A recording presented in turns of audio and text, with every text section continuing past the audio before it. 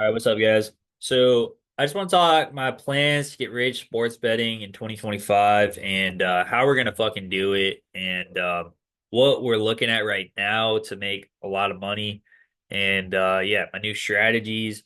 I'm gonna give you guys some sauce in this video, so pay attention, especially for your fucking player props. So like, pay the fuck attention, and yeah, let's watch this video. All right.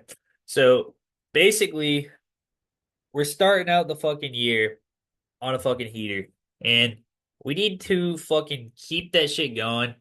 Run it up February, March, and then then we're gonna have playoffs for the NBA. So it's gonna be slowed down, but we're still gonna have shit to bet on till like May, June. We're still gonna have playoffs to bet on at least, but like then we're gonna have to transition to the WNBA and maybe figure out how to bet fucking MLB. I do not know how to bet MLB. If you guys know how to bet MLB, fucking hit me up. But I don't know fucking shit about the MLB.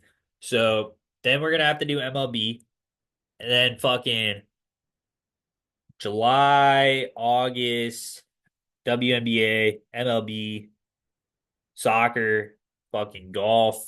Like, what the fuck are we gonna bet on? I don't know. And then back to football again. And I'm about to get my get back on fucking football this season. Like next season, bro, I'm about to get my get back on football. I know exactly how to bet football now. I was fucking like betting with my fucking head cut off this season because I was trying to like hone in on my strategies. But I have all the strategies now. So like I'm about to be in my bag next football season. But NFL kind of ripped me this year. Like I kind of got like I've been getting like destroyed on my like last legs. It's fucking ridiculous. Like the amount of hooks I get a day is like disgusting, bro. Like I probably have like I want to say like 40% of my bets are like four or fives. They're like four or fives, and then like I'm all in, so I don't do the flex play. And like my fifth pick doesn't hit, and like I'll show you guys my fucking dabble, but it's like fucking four or fives all fucking day. Like I might have to edit this shit and show you guys my dabble, but like it's fucking disgusting. I've been getting hooked out my ass.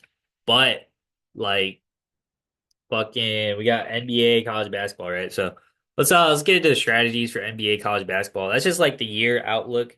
But yeah, let's get into some strategies, right? So recently, NBA, if you guys have been watching, all fucking blowouts, right? So if every game's a blowout, what are players gonna do with their lines? They're going under, bro. Like I don't know, like if your player doesn't play in the fourth quarter and like you bet on his over points, over rebounds, over assists, like they're not gonna hit their line if they don't play in the fourth quarter. And that's what's happening with like a ton of bets. Like ever since FanDuel starts like owning the NBA this year and like fucking really like fucking owns every fucking sports league at this point, like they're working to fuck over the overs. Like everyone's betting overs, so they're working to fuck over the overs. So what do we do with this infor this information, right? What do we do with this? We take the under. We take the unders on a variety of different player props, and we pick our overs like where there's good value. Like if there's really good value, and we think it's gonna be a somewhat close game, we're taking our overs. Like Christian Braun, bro, over points all day, bro. Like what the fuck? Like, but if like I don't know, like we got to be selective with our overs. We got to be real selective with our overs, and then like our unders are going to be like the main source of income, right? So if you're doing all unders, you're gonna get so many 4 out of 5s on Dabble. It's fucking crazy. So like that's what I've been doing. I go to college basketball.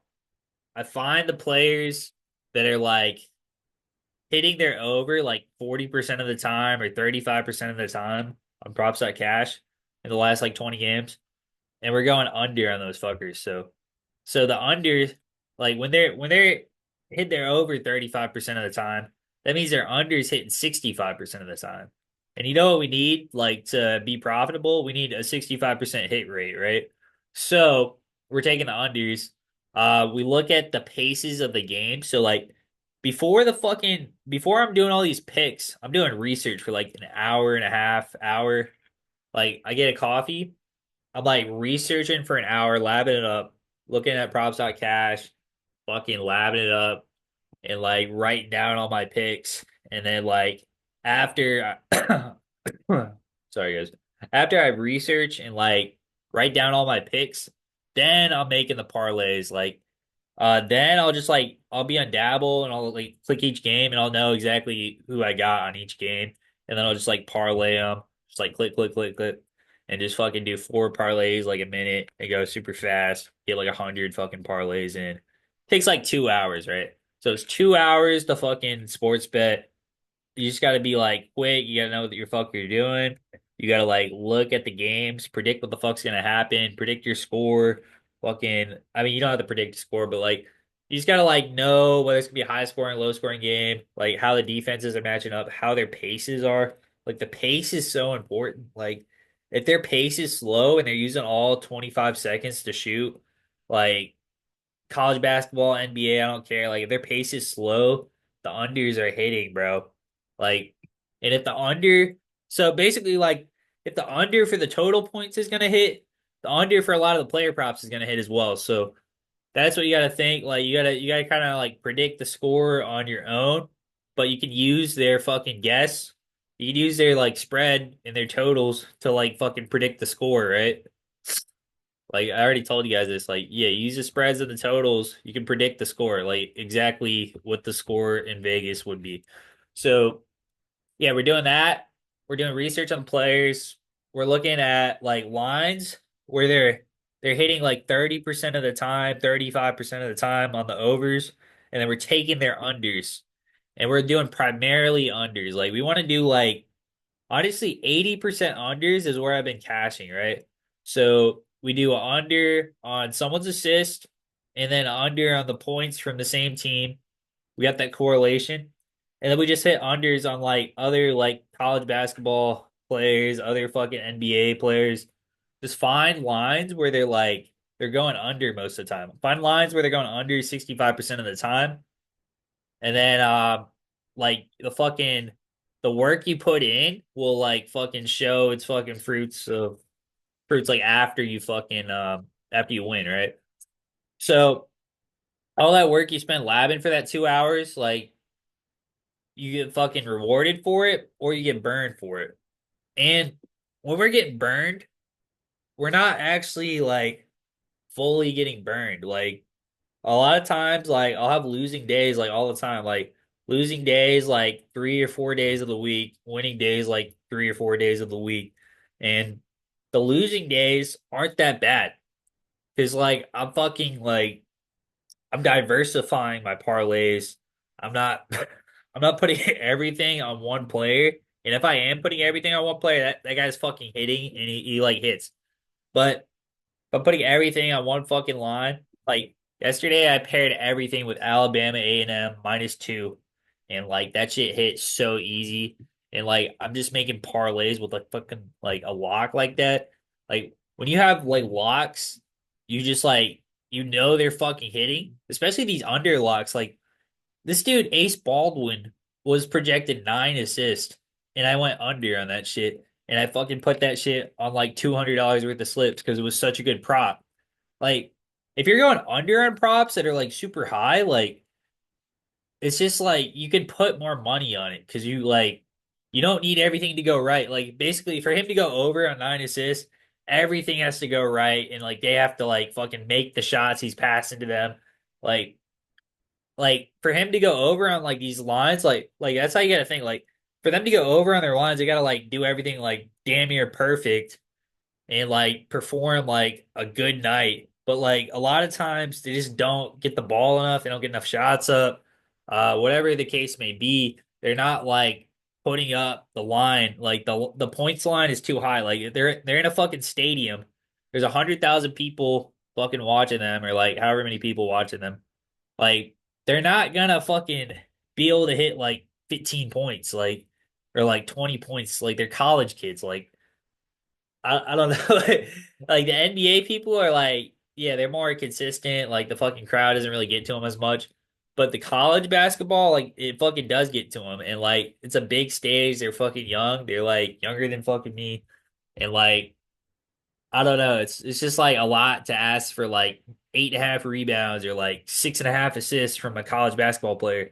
It's hard. It's like a lot to ask for like 17 points even. Like even if they're the star player of their team, unless they're shooting like 20 times, they're probably not going to get like 17 points. Like they're going to be under that shit. And the great thing about the unders is you'll have players that are on pace to go over, right? So like I'll have under 3.5 assists. He's got 2 assists. He's on pace to go over at half. And then like he ends up under. Like they just end up under somehow. Same with the points. Like someone's on pace. Someone's got like 12 points at half. You need him to go over 14 and a half. He doesn't fucking go over. He goes under somehow. And you're just like, what the fuck? But like, that's what happens with the unders. Like, because the game fucking ends. The game ends after the 48 minutes, the 40 minutes. The game ends, and like, whatever their line's at is what they're at. And if you have the under, you got the leverage. We got all the leverage. Like if it's a fucking blowout, we got the leverage. If they get injured, we got the leverage. Like the thing is, like the lines are like low and like tailored like against. They're kind of like against the unders this year, just because there's been so many unders. But they're trying to like fend off against the unders by lowering the points lines. But what we do anyways, like we still take them, or like we find some alt lines we like or whatever, and we take them. And what we do is we're on props.cash, we click odds, and then like we see where the value's at. We got a lock on like fucking bet MGM. Like someone's line is like 14 and a half on bet MGM, but their line on Dabble's like 13, and we want to go under.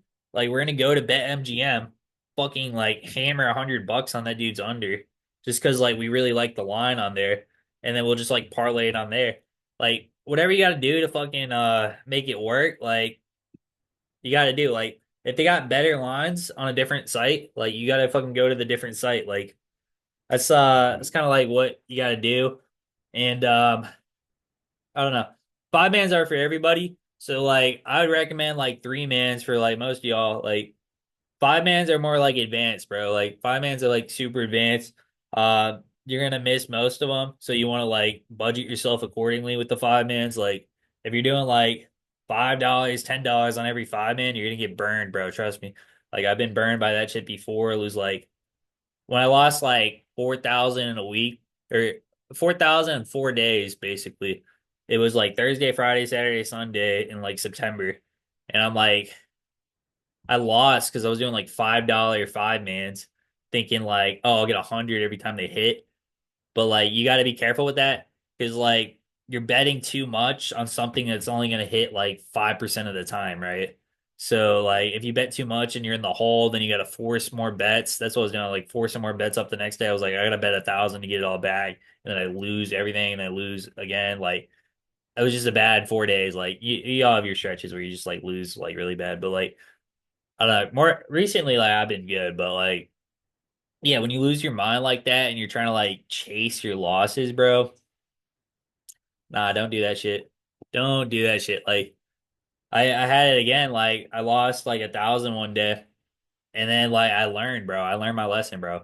I was like, I'm not gonna fucking bet 1,000 the next day and chase that shit back. I'm just gonna fucking like slow down and bet like 150 the next day.